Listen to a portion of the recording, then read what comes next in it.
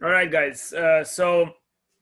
Today we quickly have to talk about the properties of cumulative distribution. I'm not sure why that's a great place to place it here, but so I did last semester, and so I do it here. Have everyone understood the expected value idea and the random variables? That's very important.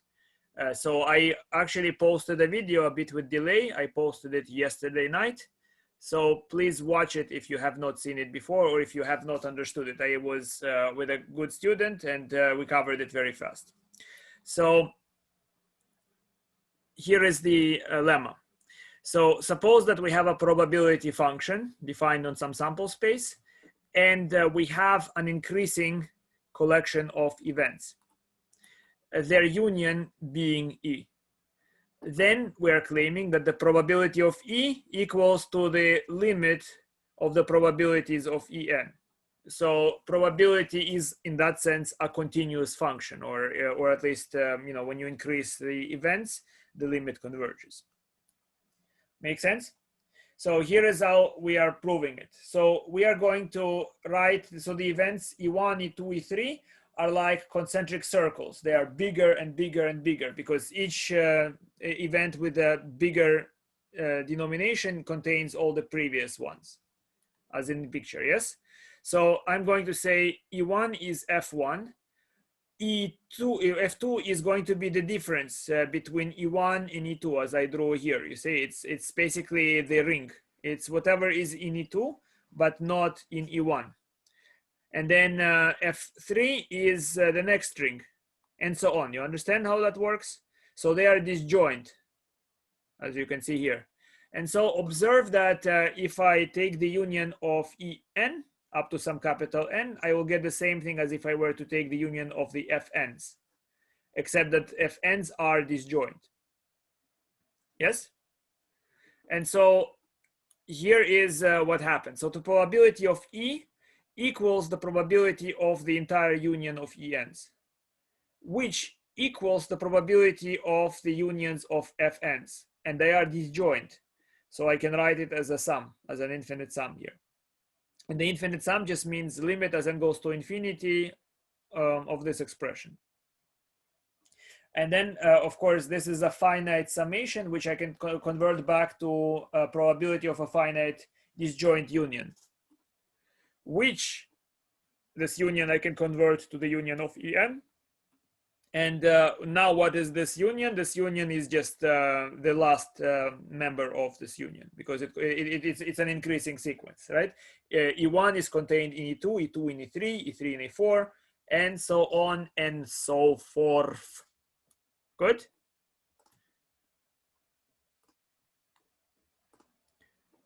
How are you doing, guys? How are you, Valeria? Nice to see you here. I see fewer and fewer people. You got disappointed by me somehow.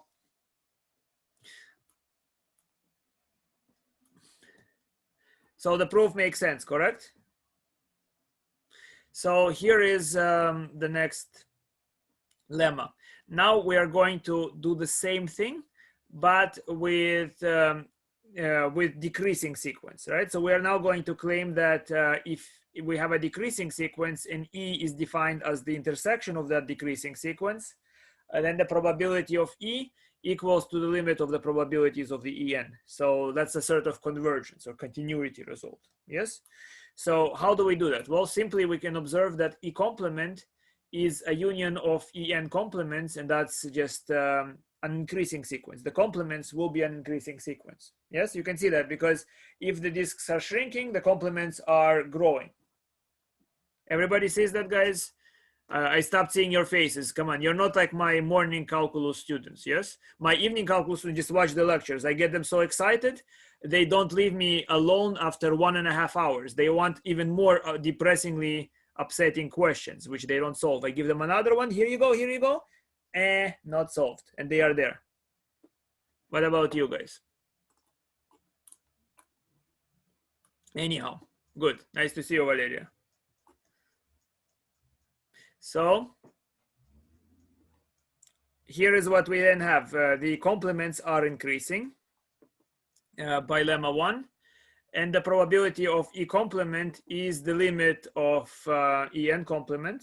That we know because for increasing sequences we already proved it. Yes, which is limit of 1 minus the probability of En. And what is that? This we know.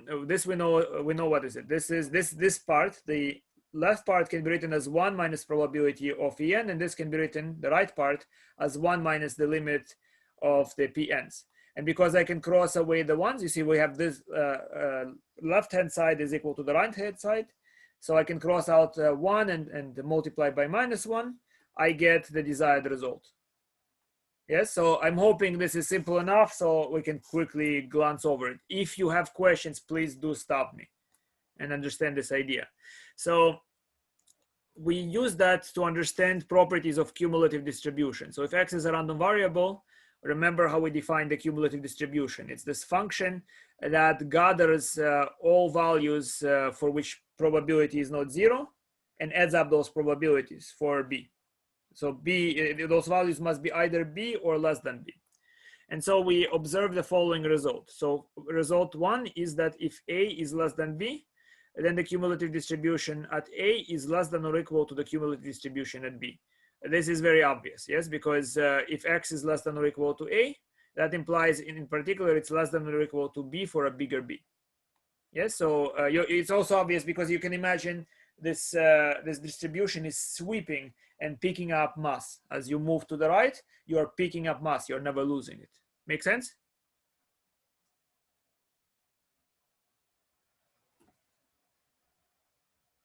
No? Yes?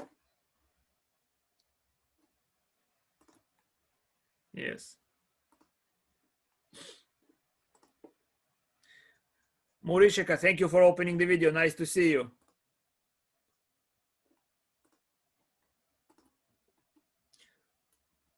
All right, so next is this. Limit as B goes to infinity of f of B will equal to 1. Why is that the case? Well, let's look at it. Clearly, if we set E sub n equal to x less than or equal to n, then we have an increasing sequence of events. And the union of this increasing sequence of events is entire R. So by lemma 1, we have that 1 is the probability that the output is somewhere in R, will be the limit of those events, which is the limit of the distribution. Yes, everybody understands this? Nothing too fancy. On the other hand, if I move on the distribution to the left, forever in the left, my limit will be 0. And why that's the case? Because if I set x less than or equal to -n, and then I see that the sequence is decreasing, right? I'm picking in the sequence, I'm selecting everything from -infinity to -n. So as I move to the left, I'm having a smaller set, and smaller set means potentially smaller probability, right? And the intersection will be the empty set because every real value is eventually above some negative n. Yes, and so 0 is the probability of the empty set, which equals to this limit. So we know that this probability is 0. So here is how you can answer questions about probability using this information. In theory, if you know the cumulative distribution, you can answer all probability questions. For instance, suppose that I want the probability that x is bigger than A and less than or equal to B. What is this situation? This is the situation where I take the event that x is less than or equal to B and I remove from it the event where x is less than or equal to A. In other words, it's the intersection of x less than B and x less than A complement, right? Because that means x has to be bigger than A, so the complement of that event. Make sense? And then I can calculate it using probability, right? When I have an event intersected with the complement, it's like a probability of this event minus the probability of the intersection. You understand what I mean, guys? And let me know again immediately if I need more explanation. More explanation is required. So I'm saying that this, right? If you have probability of E F complement, that's what I'm saying is the probability of E minus probability E F. That's what I'm saying in this line. Good. So what does it amount to? Look at it. What is, yes? What is this intersection? So here we have probability of X less than or equal to B minus this probability, but this probability is just X less than or equal to A, right? If X is less than or equal to A, it's gonna be less than or equal to B. So it's just probability of X less than B minus probability X less than or equal to A, which are the difference of the distributions. So it's, notice it looks like the integration formula. It looks like fundamental theorem of calculus, right? Remember, when you integrate a function, you evaluate it at the upper end of the interval, subtract the lower end of the interval. And that will relate to the fundamental theorem of calculus, as you already hopefully see. Good. Now, suppose that, let me see this, guys, right? So what would you do? I will open this new window. What would you do if I asked you to calculate the probability that X is strictly less than B?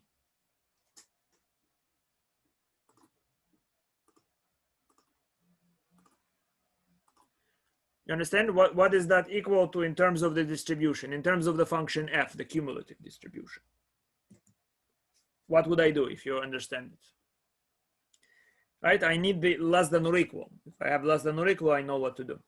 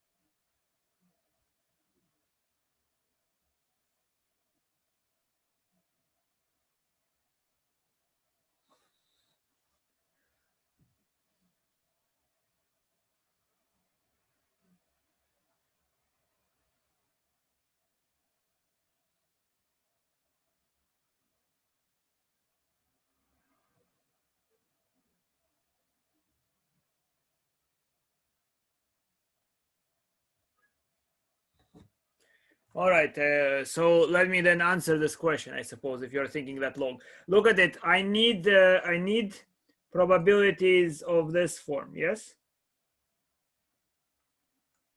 Yes? And then what I can do is I can creep with an from below towards B. How do I do that? Very simply, I will define, let's say, event En to be the event that X is less than or equal to B minus 1 over N. Do you agree that that makes it an increasing event? If I subtract less from B, then I'm growing. Here is B, here's B subtracted 1. Here is B subtracted 1/2. Here is B subtracted 1/3. Yes? Subtract less, the events will grow. So the way you mark it is that the En will increase. You can write the arrow up. to the event x less than b. Are you with me? Which means what? Which means that the probability that x is less than b is nothing other than limit as n goes to infinity, the probability x less than or equal to b minus 1 over n. You could have subtracted something else, as long as you understand that increasing events will converge. And that would be limit. You can simply say limit as a goes to b from below of the cumulative function of x at that a. That's what this is saying. Make sense? So if you approach from below, in this case I approach along the sequence 1 over n, but you can approach along any increasing sequence. That means that if you approach a from below b, if you approach b from below, then you will get it. Good?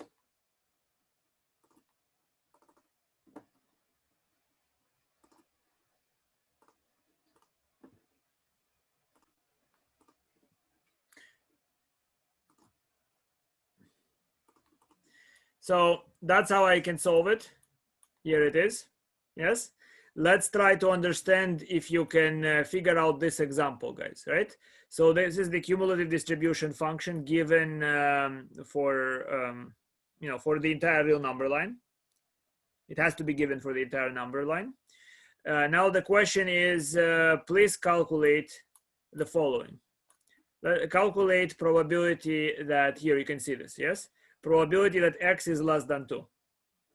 Here is this information. Let me know what's probability that x is less than 2.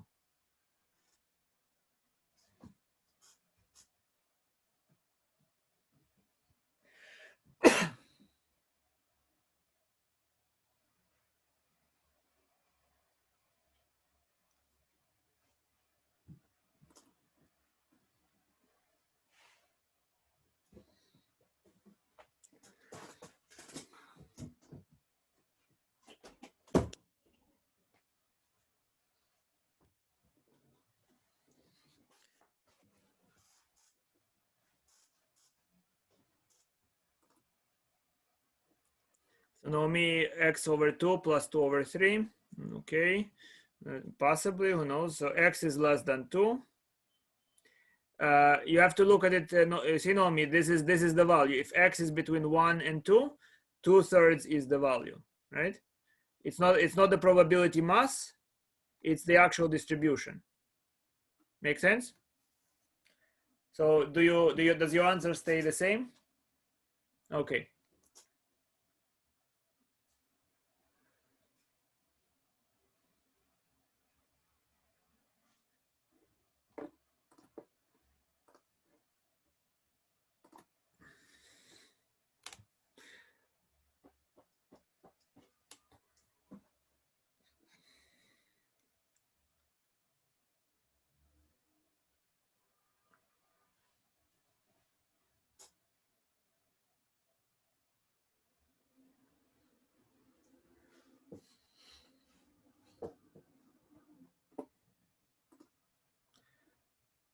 Okay, thank you, Murishka.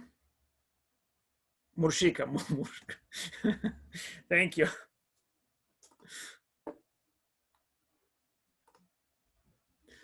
It sounds, you see, it's just like how you say, you call a cat, you say murr, murr, so that's how I understand it.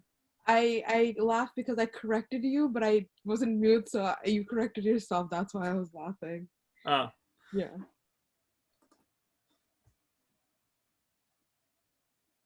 So guys, you understand now what is this thing? It's very simply, look at it. If I approach from below 2, right? So once I approach below 2, I eventually enter the interval at 1. Approach from below 2, I'm always sticking at 2/3, correct? So that probability is very simply 2/3. You understand? Because the events, they grow, but I'm not picking any new mass. You see, the reason it stays constant, it means that I'm not picking any particle that has positive probability as I move from the left of 2. Everybody understands why it's 2/3? It's the cumulative distribution. So what's the 2/3 here? 2/3 means that I picked up, what are the particles here that seem to influence? Notice when I jump around 0, then all the particles between 0 and 1 seem to influence because there is an X, right? And then when I jump when I jump across 1, it seems to jump to 2/3 here, right? And then and there nothing happens until 2. It stays the same, means no new mass is gained.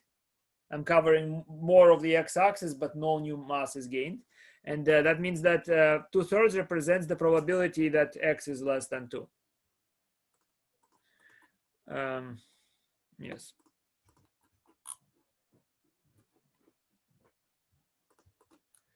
So what about the probability that x equals 1? Can you do that? X equals 1, look at this distribution. You remember it? X equals 1. Can you figure that one out?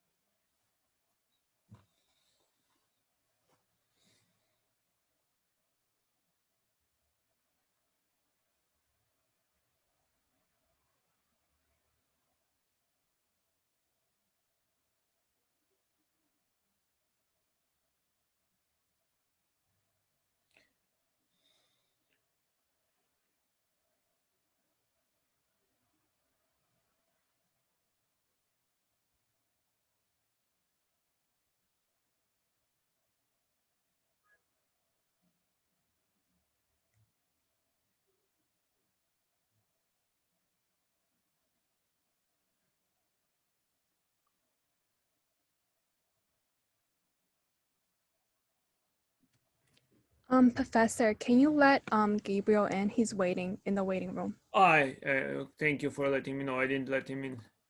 Thank you. Done.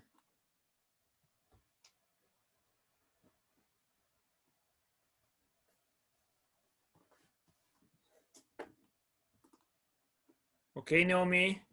Thank you. Come on, guys. You can do it. Who else is here?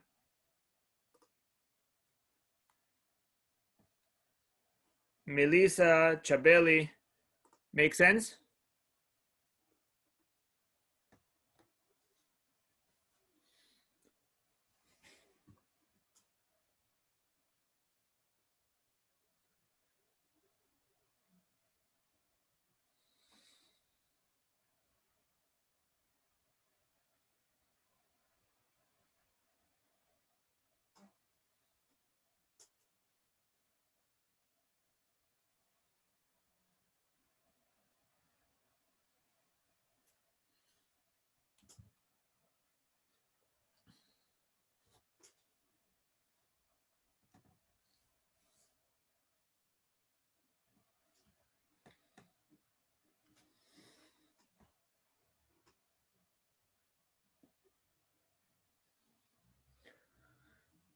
All right.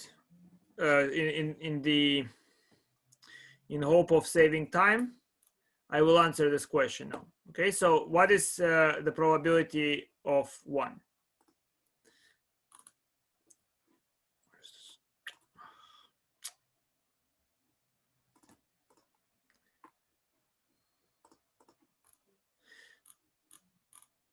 Here, probability that x equals to 1. What we can do is we can take the probability that x is less than or equal to 1 and subtract the probability that x is less than 1. Do you agree?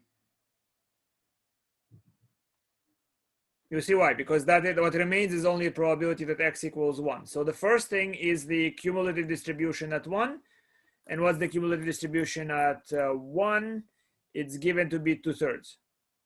Minus the limit as I approach 1 from the left. So if I approach 1 from the left, x becomes 1/2.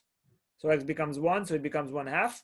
So it is 2/3 minus 1/2, which is 1/6.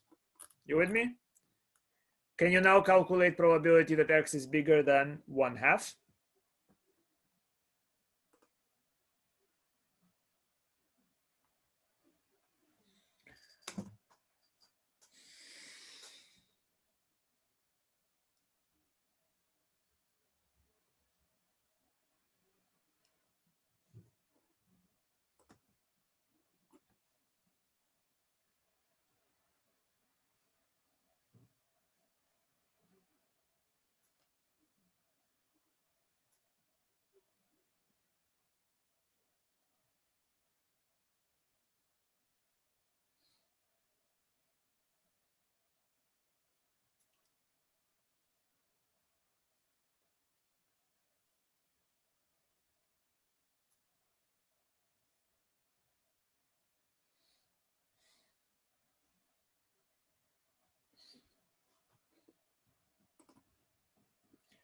All right, so Chabeli, Erica, and what about the rest of you guys? Do you see the distribution?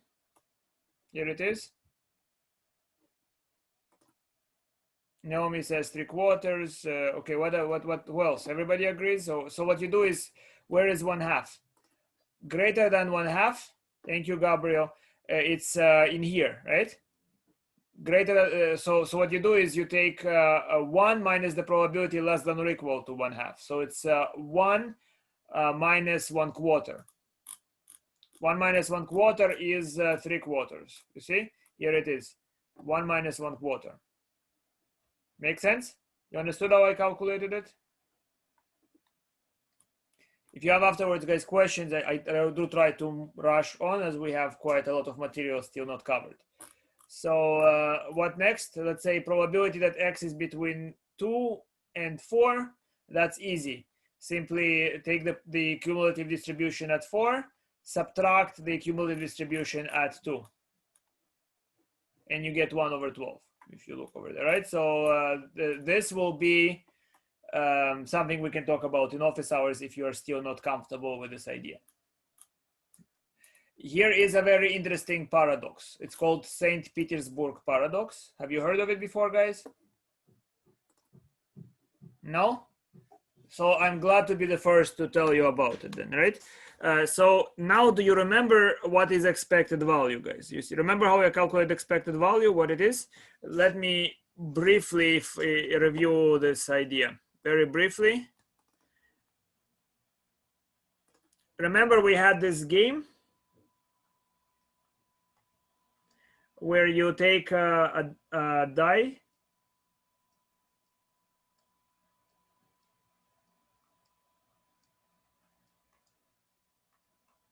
right? You take this die and you win, you get 6 if 6 comes up, and you get -1 if anything else. Right, so what was the idea of our calculation? Why was this game, if you get $6, why is that a game that you want to play if you could play many rounds, and especially play many rounds fast? The reason for that would be this, right? So imagine we generated a table, right? And in this table we have a game number, so number of games. So first game, second game, third game, fourth game, fifth, sixth, seventh, eighth, something, let's say 8 games, right? Let's say you played 8 games. And the scores could be, of course, each game is not determined, right? So maybe what happened is first game you lost $1, second game you lost $1, third game you actually gained $6, fourth game you also gained $6, and everywhere else you lost. Okay, let's say that's what happened in this game. So what did you get per game on average, right? So what do? Per average, you have -1. You earn -$1 times the number of times where the outcome of the game came to be -1 plus. You understand? So I arrange them together. What is this number? This number is here. You can see this is 1, 2, 3, 4, 5, and 6, right? So this number is 6 games in total that produced the score -1. Now, how many of those games produced the score 6 times the payoff 6? There, of course, they must add up to the total number of games. So you can see this is 2, right? So altogether for all the games, you earned -1 times 6 plus 6 times 2 in this particular case, right? And on average per game, you earned this divided by n. Yes. Now, this number, for instance, this number here will approach if I play many games. So there will be more games producing -1, and of course more games. By hypothesis, you can see what you know about the die. This number, this ratio will approach eventually 5 divided by 6. Do you agree? If I play many games, if this is some large number n and this is some number m, m over n will approach 5 over 6. On the other hand, this will approach 1 over 6. Are you with me? Because how many games, basically the ratio of games in which I get 6 corresponds to the ratio of total outcomes, of outcomes having the number 6 on the die over total number of outcomes, right? So so what do I get? On average, that means I will be getting, on average, the expected value of this game. That means the average per game is going to be -1 multiplied by 5 over 6 plus 6 times 1 over 6, which is simply, you see, it's 6 minus 1, so it's a 1 over 6. So that means if you play this game many times, the result will be the same as if each game gave you 1/6 of a dollar. So if you could play, let's say, 6 million games, then the result would have been that you earn, you will earn 6 million. The result is fairly regular. The result will be the same as if you played a deterministic game, and each game produced 1/6 of a dollar. So you would have received $1 million or close to it. The bigger the number of games, the more the more you receive. You understand? So that's what the idea is. So it's very important, guys. For the rest of the scores, it's very important. Could you write in the comments if you understand it? Please write in the comments. I want to see if you understood the idea. Melissa, that's great. Everybody sees the idea, right? So the running frequency, whoop, and we have this probability. Yeah, so then now we can talk about St. Petersburg paradox. So let's say we take a fair coin and we toss the coin until the first time it comes up heads. Make sense? So I toss it once, maybe it's tails, and I toss it again, it's tails, I toss it again, it's tails. I tossed it fourth time and it's heads. Then I earn 2 to the power of $4. So if the first time it comes heads is nth trial, then it's 2 to the n dollars. Would you wage $1 million to play this game? And how about this? You of course don't have $1 million. Imagine that I give you a loan and you can play this game as long as you like, and you only have to pay off the loan once you decide to leave the table, so to speak, once you decide to opt out of the game. You don't even have to be present, let's say, right? So, and you can imagine, if you'd like, that I can simulate this game 1 million times a second, if you prefer. Understand? So I can simulate this game very rapidly, so that the question is, would you like to play this game?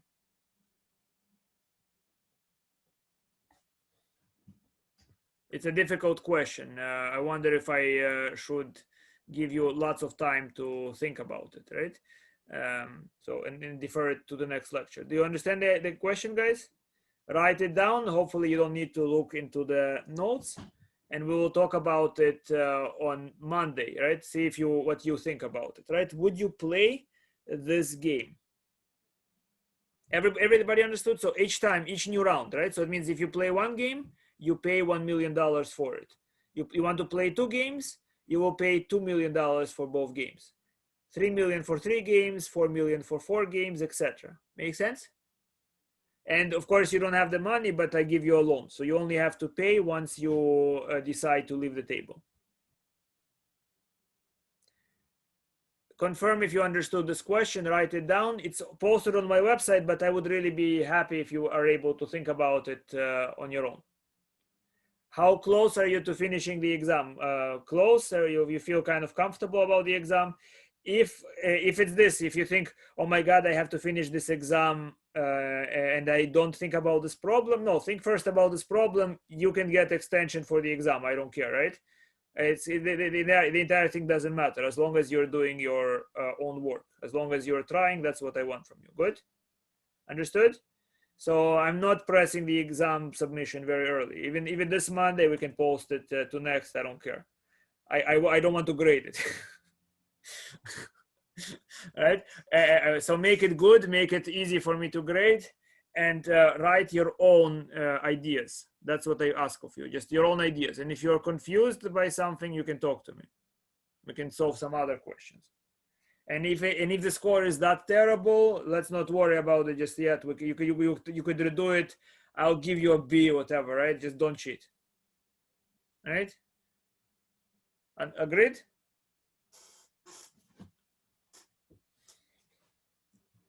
All right, so think about this question and hopefully you will have interesting answers next class. Let's move on to properties of expected value. And that's a very important and hopefully interesting enough chapter. Are you ready, guys? So what is what we do here? We have X is mapping S into S star. It induces S star to be another sample space. And what we know is that the image of S must be S star. And the probability that X equals to S star is the sum of all the probabilities mapped into S star. Is that clear? You understand how that works, right? So S star is like the same collection of mass pebbles, which are perhaps some of them are collapsed, and their masses, their probabilities are added. So here is a very important observation, guys. If I think that S star is a subset of R, I can calculate the expected value the following way. I can say I don't have to look at the S stars. I just look at each image of S and multiply by the corresponding probability. I can still use the probabilities in the original sample space. Just say, okay, what's the expected value of this random variable? It's this outcome, the X of this outcome multiplied by the probability, the X of this outcome multiplied by the probability. Do I have examples of that? So that, because I think you are, let's see, where is it?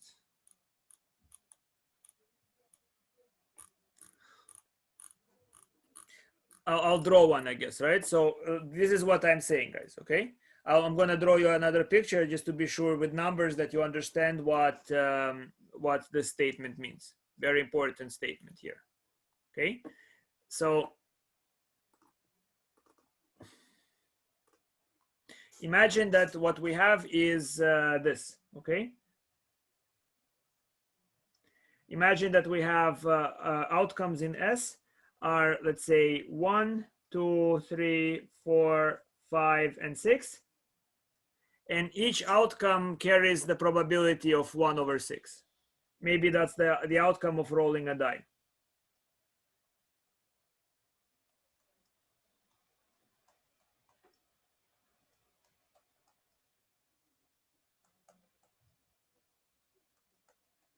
With me? Okay, and let's make X the following function, right? So X, it will produce a sample space S star. And for simplicity, let's say that we have two outcomes. We have the outcome -1 and the outcome 1. Good? And let's say that means that maybe you lose $1 or you gain $1. And the way the mapping will be done is that, let's say, 1, 2, 3, and 4 are carried to -1. Yes? And then the remaining 5 and 6 are carried into 1. Good? So that's a representation of what my random variable X is doing. Everybody understands? So how can I calculate the expected value of X? So the expected value of X, by definition, is minus 1 multiplied by the probability that x equals to minus 1 plus 1 times the probability that x equals to 1. Are you with me? And then what are those probabilities? So first here, I add up the probabilities for the orange, so that is 2 over 6. And for the purple, which is 4 over 6. Yes? So the way I calculate by definition is that I assign the minus 1, I assign this guy the probability 4 over 6. And to this guy, I assign 2, 6. Never mind what the sum is equal to. You can actually easily see what it is. It's minus 4 plus 2, so it's minus 2 over 6, right? So I mean, just I'll write it just in case you want it. So the expected value here equals to minus 2 over 6. You understand so far? That's one way I calculated the expected value. Now, what I'm saying is I could have proceeded entirely in a different way. I could have said this.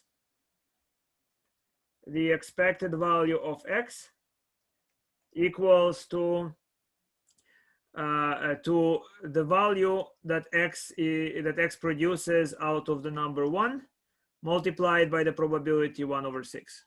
Its probability plus the value that x is carrying to the number 2 plus the value of x at 3 plus the value of x at 4 plus the value of x at 5 and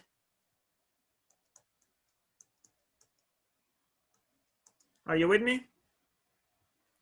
In other words, here I did not say x equal to, I'm actually using still the original sample space. You understand? I'm just converting the value. I'm saying 1/6 times basically this outcome x of 1 will come with probability 1 over 6. X of 2 will come with probability 1 over 6. Yes.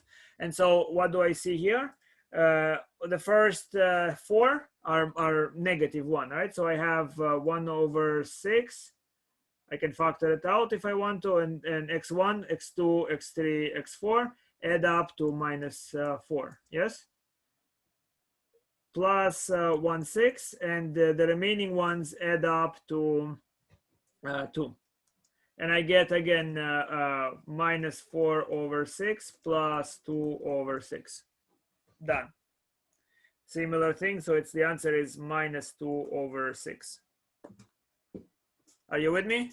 You understood my explanation. You understood why that should be the same result. So here I decided to work with my original sample space, and I'm just only mapping the outcomes into the new sample space, or I can already work with the new sample space. Both things produce the same result. That's very important piece of information. So that's what this is saying. You understand? In other words, I can individually just look at x of s and multiply by its probability, and I will get exactly the same result. And that's obviously clear why, right? Because you can factor out the probability. You can factor out similar x of s's, and then it adds up the probability. So you have the same situation. Makes sense, right? So I can regroup the summation. Definitely, if it's a finite sum, definitely it's absolutely convergent sum. You see, you have all sorts of technical ideas, but I can regroup terms that for which x of s is the same. I can group, let's say, in my previous example, I can group 1, 2, 3, 4 together, right? And then add up the probabilities. Now, another thing is if I take the expected value of a function of x, that's the same thing as yet another modification, right? Another modification of the random variable g of x of s times p of s. Okay, that's the next result. So that means that if I now work with just with another modification, I can still just work with the original sample space.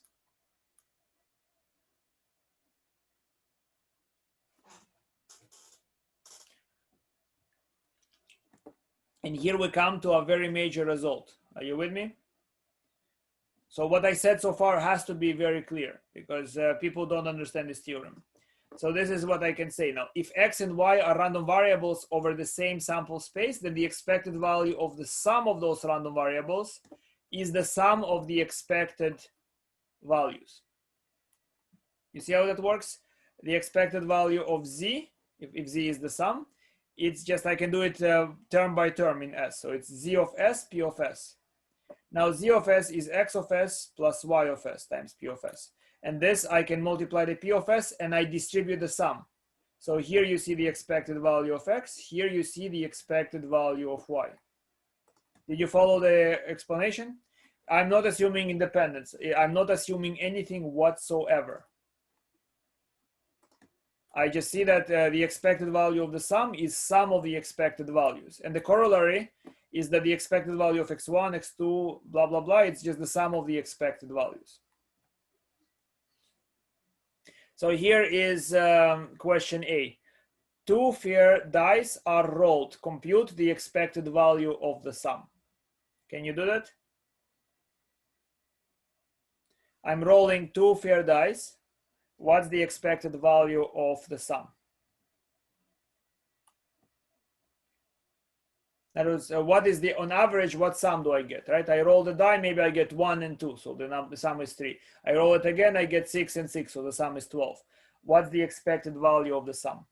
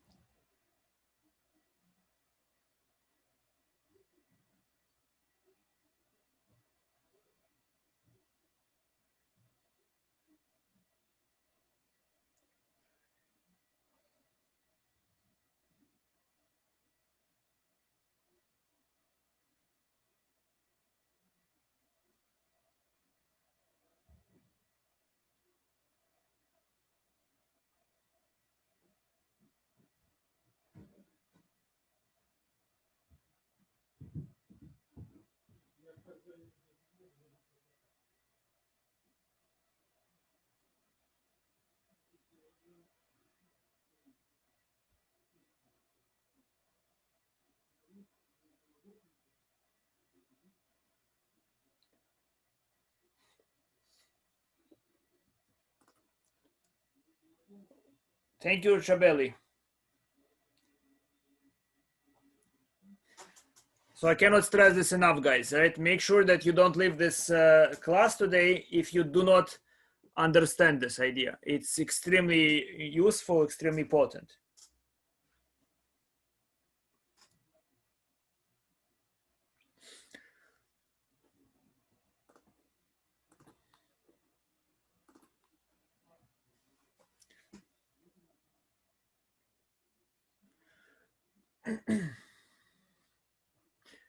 All right, so any more answers, or you are asleep, guys?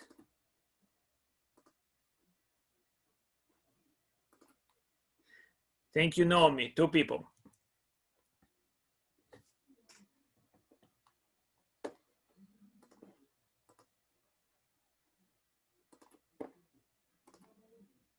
Thank you, Paula.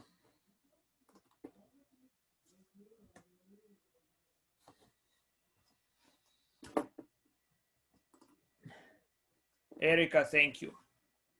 4 people.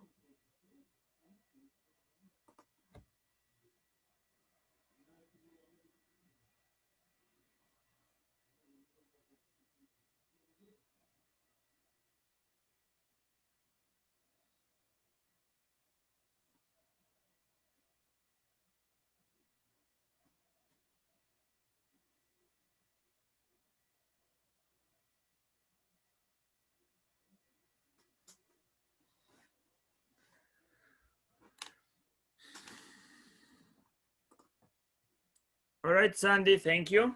So let's do it together, guys. All right, are we ready?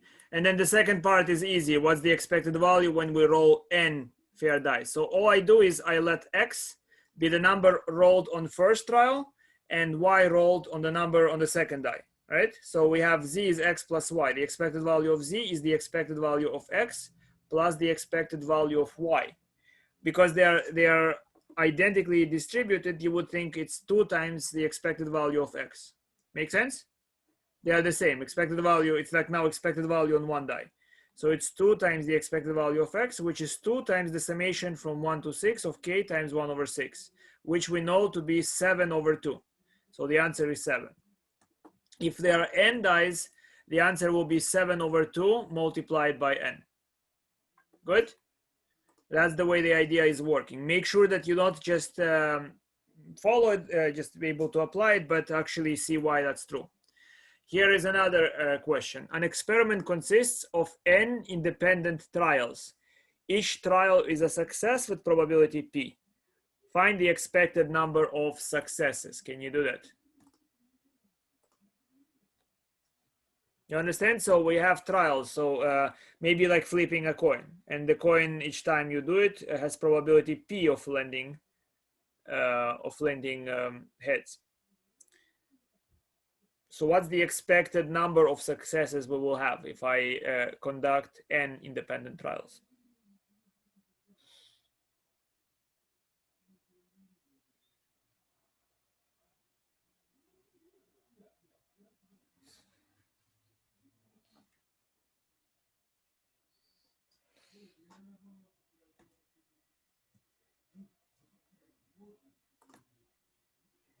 Thank you, Chabeli.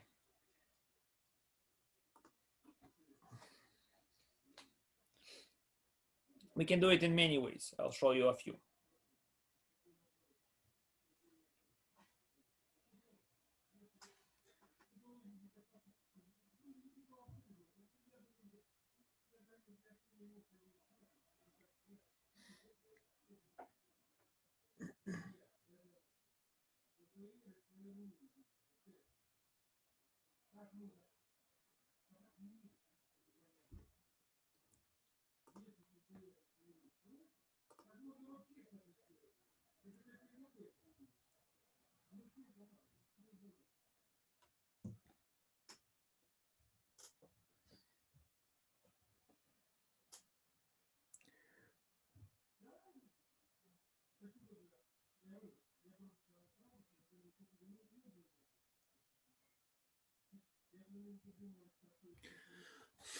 All right, ready? Let me show you how to do it intuitively. So if I just throw the coin once, are you there, guys?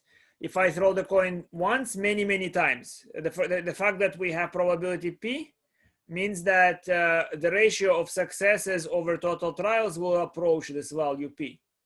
You agree? You understand? I'm trying to show you intuitively without anything else, just several ways of figuring it out. So I just take one coin, throw it many times. The probability of success is just it's going to be the limit of the ratio of successes to number of trials. That's what I understand this p to even mean. Yes. Now the question is, what happens if I throw the coin? In other words, m times p is going to be approximately the number of successes that we get, right? So now suppose that I'm going to throw the coins at the same time, n of them, yes? So n of them means what? Means that let's say I conducted k trials, right? I conducted k trials. What's going to be the situation? Total number of successes is going to be approximately the total number of coins thrown, k times n, divided by total number of trials. Do you understand what I mean?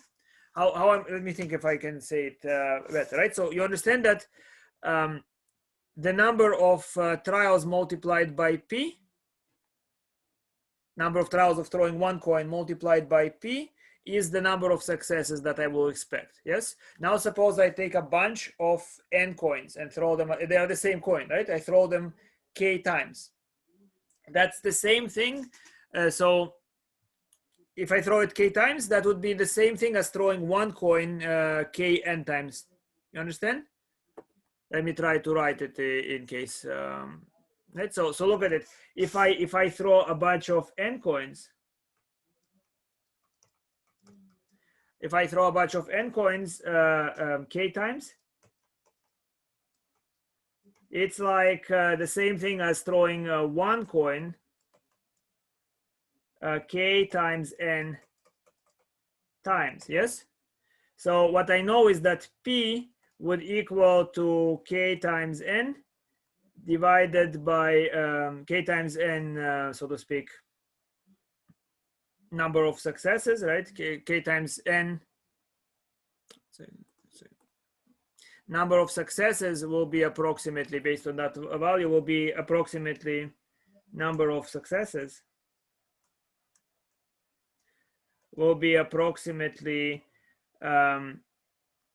k times n times p. Agreed? But we don't divide it by k times n, because the trial is in this case different, right? It's not of throwing one coin. I divide only by k. So I divide this k times n times p by k. You understand? Because I consider the experiment a batch of n coins. So I don't divide by n by kn. I divide only by k, and I now get np. Do you understand the intuition? I will do it other ways. I'm just interesting if you understand it this way. Good. So now here is another way to do that. B attempt to do it. Okay. So I can define the random variable x1 through xn, and xk is defined to be. See, so when I throw the batch of coins, xk is this random variable only responsible for the kf coin, right? Kf trial or kf coin thrown, right? So that would be 1 if it's a success and 0 otherwise. So the expected value of everything is the sum of the expected value. See, x1, I just add up how many successful trials I have, right? x1 plus x2 all the way to xn will produce the total number of successes within n trials. But the expected value is the sum of expected values, and they are all the same. Each of them is the same, so it's n times one of them. But the expected value of xk is 1 times the probability of success plus 0 times the probability of failure, which is 1 times the probability of success, which is np. We again have that same result using idea B. You understand? Great. Here is this next question, guys. A new drug is tested.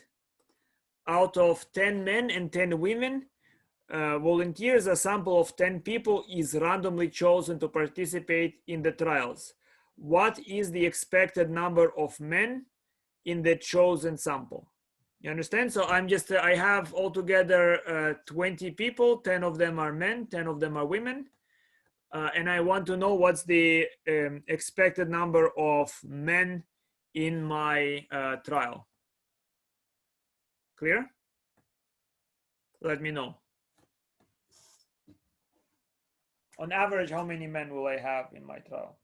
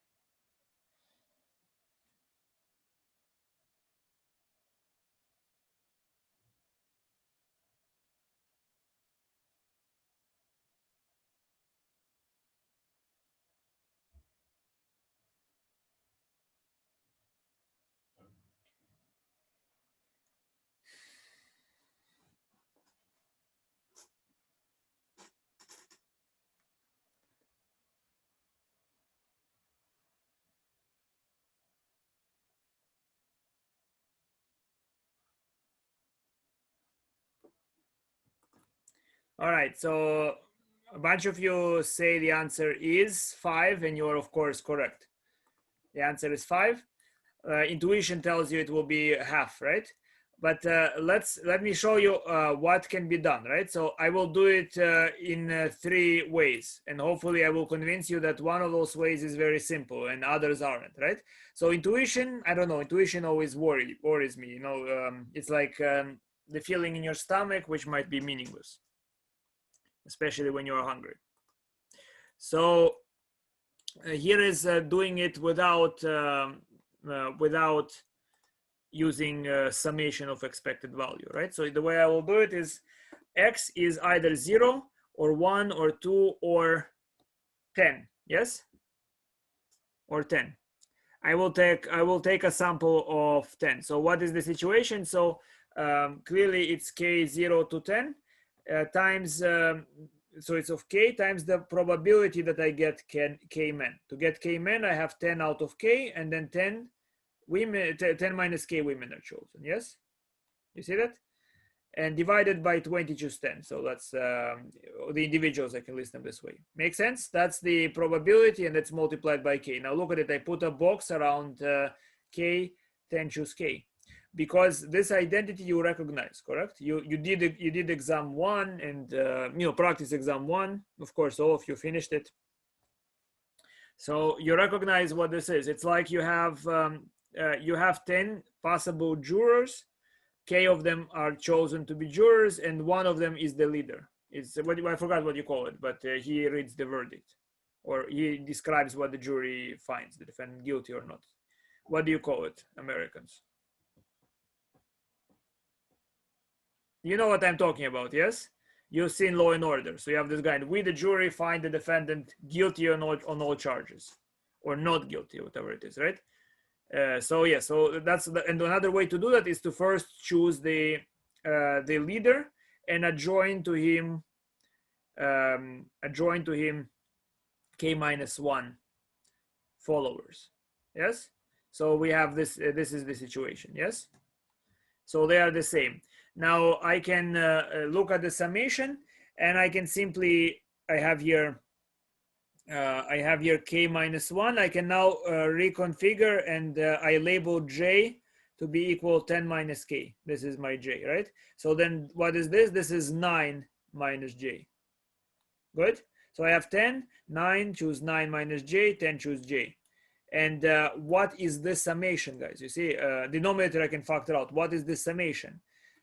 This summation is, it follows from this formula, right? Summation where j is 0 to n choose n minus j, m choose j, is n plus m choose n, right? Because this is like the category number of women, number of men, right? And how many of them have I chosen? I could have chosen all women, all men, and whatnot, right? So that's just out of n plus m individuals, choose n. I hope you remember those combinatorial ideas, right? Are you following me, guys? Or this Russian strange person is talking in a language that you cannot recognize? Do you understand what I said? I can see most of you, and I talk fast. Yeah. So I just go through all this calculation, right? It's not very pleasant, I hope. Yes, right? So this part, you understand as well, what is in blue? You see the red part, you understand, and the blue part, it's just how many ways to choose an individual out of n plus m people. So here I break by choosing certain number from one category and the other from the other category, right? So that's what this is. And then what is the summation? So it's 10 times 19, choose 9, 20, choose 10. And then what is that? And then again, I use some other identity here. So I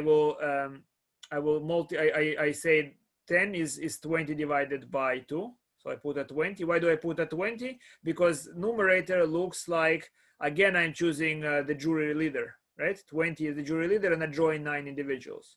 So that's the same thing as, what is that? That's the same thing as choosing out of 20, choosing 10. So out of 20, choosing 10. And then, yes. and then of course, which one of them is the leader. Right here, I first choose the leader 1 out of the 20 and I join 9. And here I choose the 10 and then out of them I choose the leader. So I use this identity in red twice. And now look at it. Now I can cross away 20 choose 10, 20 choose 10, and I have 10 divided by 2 equals to 5. Look how much combinatorial effort this has taken. I hope that it convinces you that the way to solve it with C is a better way because it's easier. Yes, so you could do it this way. It's good exercise for your combinatorial brain, but there is a better way to do that, and that's exercise C. All I do is this: I choose 5 individuals, right? So sorry, not 5, 10 individuals, right? And then we have X1 is going to be determining whether first individual is man or woman, right? Second, X2 we will determine man or woman for the next person and onwards, right? So now how many men we have? So it's basically 1 if it's men and 0 if it's a woman, right? So, and they could be dependent on one another. I'm not claiming that that what happened before does not influence what happens later, but the expected value is not influenced by that, as the calculation showed. Yes, so that's the expected value of the sum is the sum of the expected values. But what's the expected value of xk? That kth person will be chosen to be a man. It's 10 out of 20, right? If I ignore everything else, the kth person, there are 10 candidates for the kth position that are men out of 20 candidates. So it's 10 over 20, right? And because they are exactly alike, the likelihood by itself for first place is the same as the likelihood for second place and onwards. The expected values are identical. So it's 10 times the expected value of x1, which is 10 times 10 over 20, which is simply 5. Make sure you understand it. Do you? Confirm, guys. Did you understand how I carried out the calculation? So, Professor, the previous, so it's not technically disjoint, but the previous choices don't affect the later. No, so it's not independent, but if I consider only what happens in the cave place, the cave place is equally likely to be any individual. You understand? So if I just look at the cave place and I run the simulation, there is no preference for places. If there is randomness, there is no preference for places. So if I ignore the entire thing and only look at like this at the cave individual chosen, and I run the simulation, I will see that the cave place is equally likely is as frequently chosen by individual 1 as it is by individual 2 or 3 or 4 or 5 or all the way to 20, right? So so then the probability it's a man, it's 10 candidates out of 20. But wouldn't it increase? I don't know. Wouldn't it increase if like there were less men in the sample? If there are less men, the expected value will not be the same, but probability will not for men will not be the same. But for each individual is equally likely to be in every place. Make sense? So let's say I look at the cave place and I run the simulation of selecting 10 people out of 20, right? And let's look at place K and see how many times do I see Jimmy. I will see Jimmy as many times as I see Albert if I run the simulation long enough, or anybody else. So each person has either the probability of being picked or not picked. That's what's in the cave place, right? So I look at it. The cave person picked is either Jimmy or Albert or Mary or who knows who else, right? So each of the individuals available have equal likelihood of being the ones selected. Okay. Yes? Okay, got it. Got it? Wonderful.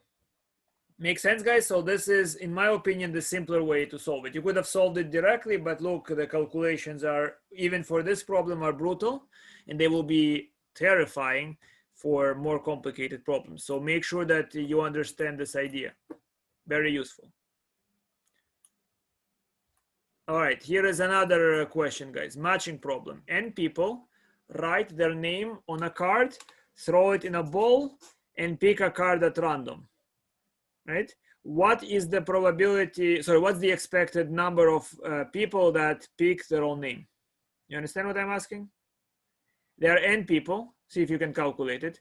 and each has a name. And what's the probability that at random, not probability, my apologies, what's the expected value of people that pick their own name? Clear?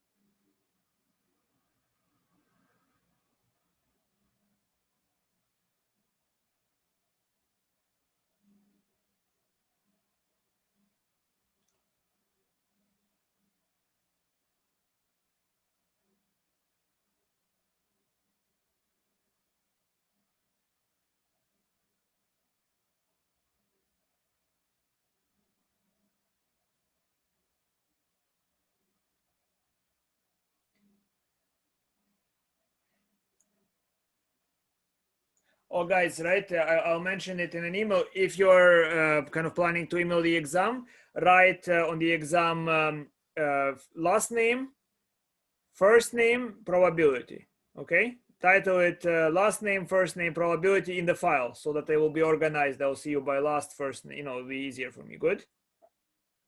So everything I said before, one file, hopefully on the body of the exam, if you could do it. Last name, for first name, probability. That's how you title the file. You can say probability exam 1 if you prefer, okay? But I want probability, or P even, right? Say P, so that I know where you are.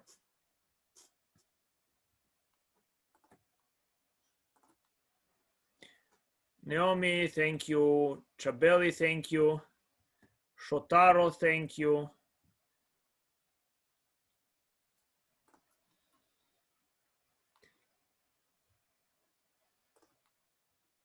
All right, so let's quickly look at it. Here is how I would do it, right? So let's look at the cave person. I just look at it and I say, did person 1 pick his own name or not? If yes, then I add 1. If no, I add 0. Yes? So I have a summation of x1, x2, x3, where xk is 1 if the cave person picked his own name. So the expected value of xk is clearly 1 over n. You see, look by itself is equally, when you run the simulation, you in the simulation, you just pay attention. How many times did Jimmy pick his own name? Right? And it will be 1 out of n times. So the expected value will be the sum of the expected values, which are identical. So it's n times the expected value of 1, which is 1. So, right? So because it's 1 over n times 1. So the answer is 1, no matter how many people you have. On average, only one person will pick his name. That's what we're predicting. You understand? So if you play this game, you played many games, and sometimes it's 5 people that pick their names. Sometimes even all of them pick their name. But on average, you will see that exactly 1 picks his own name. As the number of games gets large, the average will approach 1 person per game. You understand what I mean? So you have this table. First game, there are 2 people that pick their name. Another game, 0 people that pick their name. Another, all n pick their own name. And you just kind of average the columns where you have many of those columns, and you will see that the average will be very close to 1. And the more games you play, the longer the table, the more like 1 it will look like. Everybody, you understand what this expected value is about, right? So yes, great. I guess you want to go, or you want to solve one more problem, tell me. One more problem, or let you be free?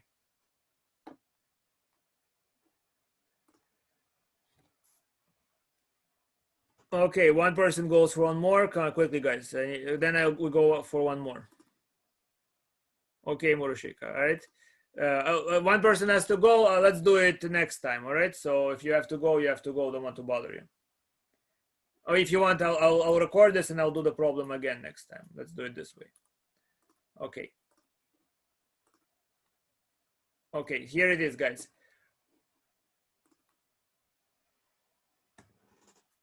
Yes, Chabelle, that's exactly what we're claiming. So on average, one person out of n will pick his own name. So this is this next problem. So urn contains n balls, k of which are blue and n minus k are red. If a sample of m less than n is randomly drawn, what is the expected number of blue balls?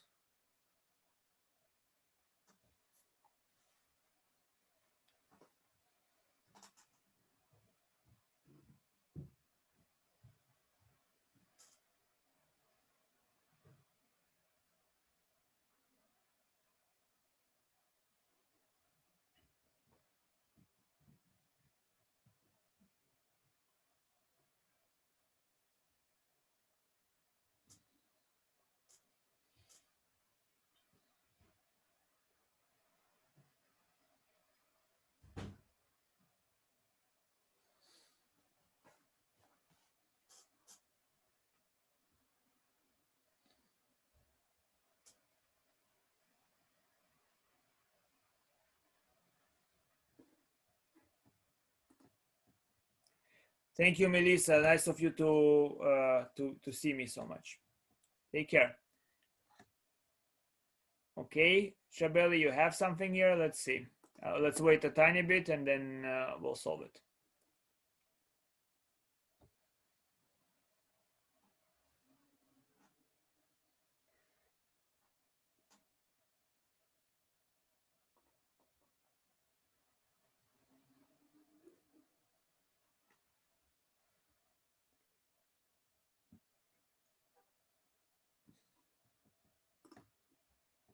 All right, so let's see it. I think most of you left me. Nobody. So here is what happens here, right? So xj is 1 if j ball is blue or 0 otherwise. Now the expected value of each of them is like, well, it's like m. There are m possibilities here, a sample of m, right? So first member of the sample, second, third, fourth, mth. So it's m times the expected value of x1. And what's the expected value of x1? It's k over n. So it's mk over n. Everyone solved it correctly. Make sense? You see how you got it, right? So probability of blue is k over n, and we had m indicators. So it's mk over n. Wonderful. So I'll stop recording. And if you have any questions, we can discuss them.